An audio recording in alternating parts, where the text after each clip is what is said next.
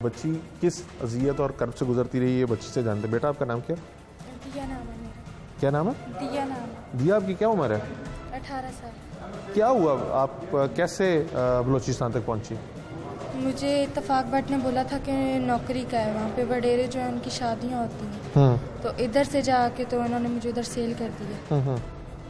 आपको नौकरी के लिए लेके गया था? जी। क्या नौकरी आपको देनी थी और दूसरे सूबे में क्यों नौकरी देनी थी? वो कहता कि वहाँ पे वडेरों की शादियाँ होती हैं तो पैसे से ही आ जाएंगे सबको। शादी करने के लिए आप गई थी? नहीं नहीं, मैं शादी करने के लिए नहीं थी गई, वडेरों की शादियाँ होती हैं ना, तो उनका काम था। उधर काम पे आप गई थी, तो फिर आपको उसको वहाँ पे उसने क्या किया? सिर्फ इत्तेफाक था या कोई और बंदा भी साथ था? फैसल था और जैनी, समीना थी और मोहम्मद अली। ये कौन लोग हैं? इन्होंने क्या किया? ये सब लोग इकट्ठे मिले हुए हैं।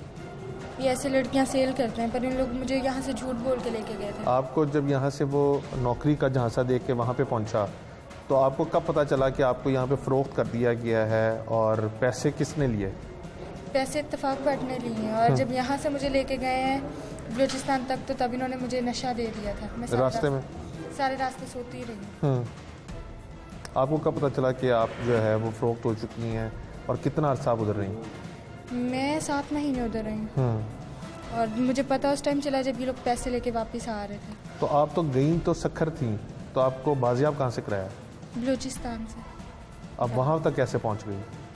इत्तेफाक भट्ट लेके गया था मुझे वहाँ। वहाँ सखर से आगे भी इत्तेफाक भट्ट लेके गया? इत्तेफाक भट्ट लेके गया था। और कितने में आपको फ़रोख्त किया था? इन लोगों ने मुझे 1,70,000 में किए। इत्तेफाक भट्ट कहता है कि जो आप यहाँ से जब गई थी तो आपको पता था आप किस काम के लिए वहाँ पे जा रही हैं? इत्तेफाक भट्ट झूठ बोल रहा है, ऐसा कुछ भी नहीं है। यहाँ से ये लोग झूठ बोल के लड़कियों को लेके जाते हैं। और भी लड़कियों को लेके जाते हैं? आप जब वहाँ पे पहुँची आपने देखा और कोई और लड़कियाँ भी वहाँ पे थी? बहुत लड़कियाँ थी, पर मैं नहीं किसी को जानती थी। आपके साथ वहाँ पे क्या सलूक किया जाता रहा? मुझे वहाँ पे मारते थे, सब घर के काम करवाते थे, और जब मैं नहीं थी करती तो तब मुझे फिर सब मिलके मारते थे। इसके हाथ जला देते थे, इसको पानी में फेंके रखते थे, जुल्म ज्यादती करते। तो आप एक ही हाथ पे बिकी या मुख्तलिफ लोगों ने खरीदा आपको? बोलते थे वो लोग, पर अभी एक ही हाथ में थी। तो वहाँ पे आपने क्या देखा? जिन लोगों के आप घर में रह रही थी, खवातीन वगैरह होती थी वहाँ पे या नहीं? थी खवातीन वगैरह, पर सही नहीं थे वहाँ के लोग। आपका क्या ताल्लुक है? मैं इसकी वालिद हूँ। आपने आप इनमें से इत्तेफाक भट्ट वगैरह में से किसी को जानती हैं? नहीं, मैं नहीं इनको जानती। मैं फैसल को जानती हूँ और इत्तेफाक भट्ट इसके साथ रहता था, तो इसलिए बस इतना ही इनको जानती हूँ कि ये नौकरियाँ शौकरियाँ लगवाते। फैसल वो जो पहले मुलजिम पकड़ा गया था। आप पे मुलजिम ने ये इल्ज़ाम लगाया है जब वो इंटरव्यू दे रहा था कि आपको ये पता था कि आपकी बेटी की वहाँ पे शादी करानी है, और जो पैसों का लेन देन है उसके ऊपर तनाज़ा हुआ और आपने उसके बाद मुकदमा दर्ज कराने के लिए दरख्वास्त दी। इसमें कितनी हकीकत है? ये झूठ बोलते हैं। ये पहले बच्ची ये दूसरी दफ़ा गई है वहाँ। पहले ये बच्ची को लेकर गए हैं वहाँ पे, तो इन्होंने कोई पहले जो लड़कियाँ सेल की हुई थी, उन्होंने उन्हीं चक्कर में मेरी बच्ची को भी और जो कोई लड़कियाँ साथ थी उनको फंसा दिया। फिर वो ये जो लड़का फैसल है, इसने जैसे तैसे भी करके ये जो गाड़ियाँ, मुझे नहीं पता चोरी की थी या कहीं कौन सी थी, इन्होंने वो गाड़ी कहा कि जी हमने वहाँ रखवा के तो बच्चियों को छुड़वाया। मैंने इसका बड़ा शुक्रिया अदा किया कि तुम मेरी बेटी को वापस ले आए हो, लेकिन ये है कि उसके बाद जब दोबारा गए हैं तो इन्होंने कहा कि हम तरीक पे जा रहे हैं, तरीक ना भुगती तो हमारी गाड़ी नहीं छूटेगी। मैंने इसको मना किया, मैंने कहा तुम ना जाना। तो मैंने कहा जहाँ मैं काम करती हूँ, मुझे उन्होंने भी कहा कि वहाँ से अब दोबारा यहाँ से जाने की ज़रूरत नहीं है, लेकिन ये है कि इन्होंने कहा कि नहीं तरीक पे जाना है। तो इसने कहा कि मामा उनकी गाड़ी फंसी हुई है, हम तरीक पे नहीं जाएंगे तो हो सकता है वो लोग यहाँ आ जाएं। सिर्फ तरीक पे दोबारा ये गए हैं। इन्होंने आगे से 4 दिन से नंबर बंद कर दिए, मेरे साथ कोई रब्ता नहीं किया। 8 दिन बाद मेरी बच्ची ने मुझसे रब्ता करके कहा है कि इन्होंने मुझे बेच दी है, और यहाँ रब तरसी करके किसी ने मुझे कॉल करवा दी है। फिर मैंने इनसे रब्ते किए हैं, इनसे बात की है, लेकिन ये है कि ये मुझे कहते हैं कि अगर तुम प्यार मोहब्बत से हमारे साथ बात नहीं करोगी तो फिर तुम्हारी बच्ची जाती रहेगी। प्यार मोहब्बत से मुराद मतलब कि आराम से बात करो, उनके साथ बड़े प्यार से बात करो, तुम्हारी बेटी की वहाँ शादी की गई है, ये कर दी है, वो गई है। मैंने कहा तुम एक मुझे कॉल कर देते, लेकिन बच्ची कहती है कि इत्तेफाक भट्ट ने वहाँ जब लेकर गया है, जब इसकी आँख खुली है तो इसने कहा कि तुम लोग मुझे यहाँ क्यों छोड़ के जा रहे हो। तो इसने कहा या तुम हमें 60,000 रुपया दे दो तो हम तुम्हें लेके जाएंगे। इसने वहाँ अपना बाजू काट लिया, रोती पिटती रही, लेकिन नहीं, इसने कहा मेरी माँ से मेरी बात करवा दो। उसने कहा माँ से बात तभी करवाएंगे, लाओ निकालो 60,000 रुपया। ये रोती भी लगती रही, लेकिन ये लोग इसको छोड़ के आ गए। और मेरी बेटी के साथ जो जुल्म ज़्यादती हुई है,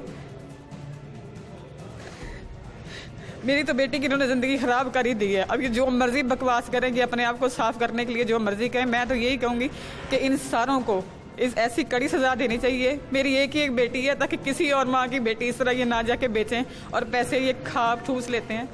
लेकिन ये है कि इन्होंने 1 रुपया भी मुझे दिया हो तो मेरे लिए हराम है। आपने कब आपको ये अंदाज़ा हुआ कि आपकी बेटी जो है वो बेच दी गई है, और कितने दिनों बाद आपने मुकदमा दर्ज कराया, किसके खिलाफ दर्ज कराया? मुझे 8-10 दिन बाद पता चला है, क्योंकि मैं इनको कॉलों पे कॉलें कर रही थी, लेकिन ये लोग मेरा फ़ोन नहीं उठा रहे थे।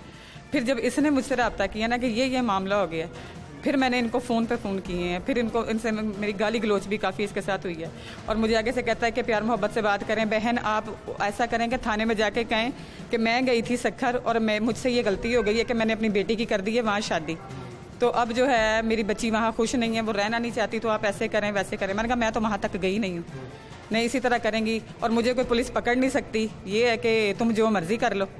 तो मैं अपना दिफा करना जानता हूँ, मुझे सारे कानून आते हैं। कितने मुकदमा दर्ज कराने के बाद कितना इंतज़ार आपको करना पड़ा बच्ची की बाजियाबी में?